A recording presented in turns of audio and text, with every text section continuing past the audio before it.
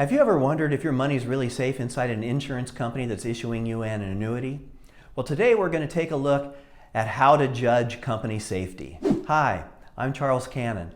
I'm a certified financial planner and founder of the Lifetime Income for You YouTube channel. For all the best information about annuities and retirement income planning, subscribe to the channel and ring the bell for notifications. Today's topic is insurance company safety.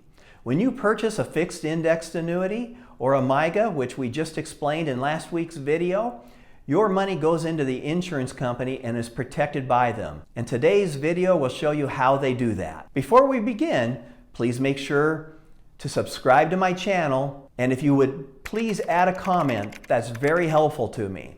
Lots of times I'm able to design my videos around the comments of my viewers. Here's a financial report for Pacific Life. I picked them because most of you have likely heard of them.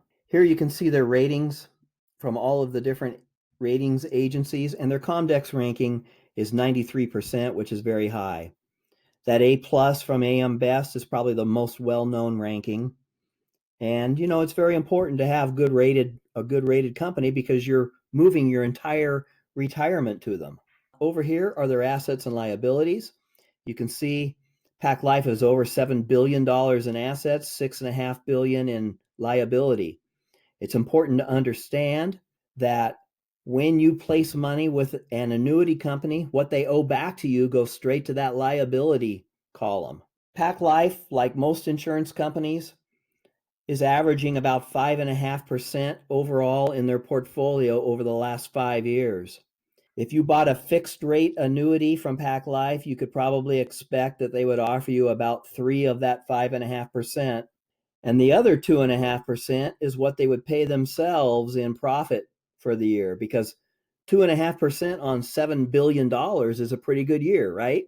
One side note is that in my next video next week, I'm going to show you how the insurance company spends that 3% if you decide you want a fixed indexed annuity.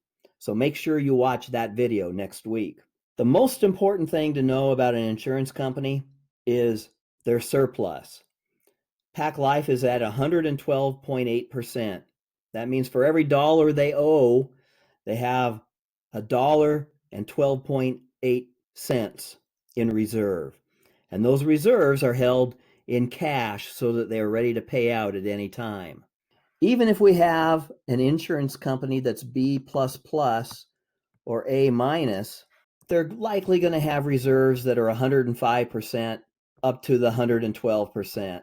And those numbers are very good. A good example of reserves and reserve strength is in 2008, AIG, the international conglomerate, was involved in those credit default swaps and was effectively bankrupt.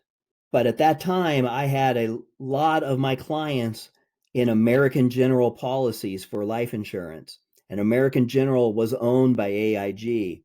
None of those life insurance policies were changed because American General had their money in reserves to pay claims, and all that money was protected by those walls of legal reserve.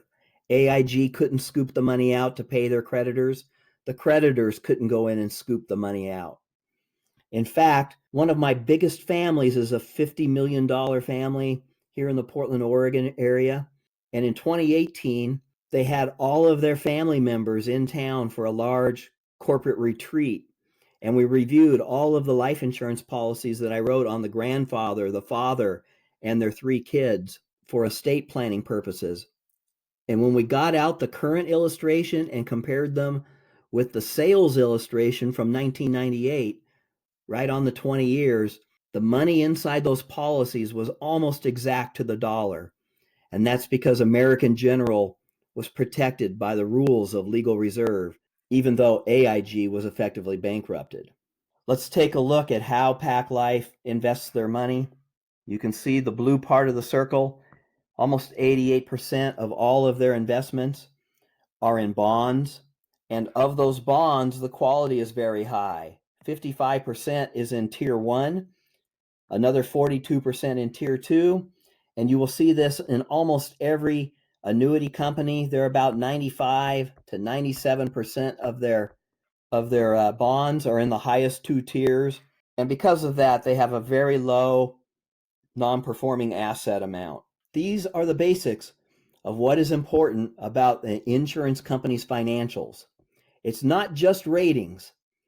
It's right here, that reserve.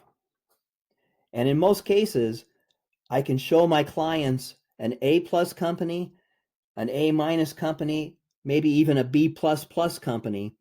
And those smaller companies, as long as they have good reserves, they might have lower ratings, and they might offer you a little bit more yield in a fixed annuity, or they might offer you better terms in an income annuity because they have to work harder to get your business.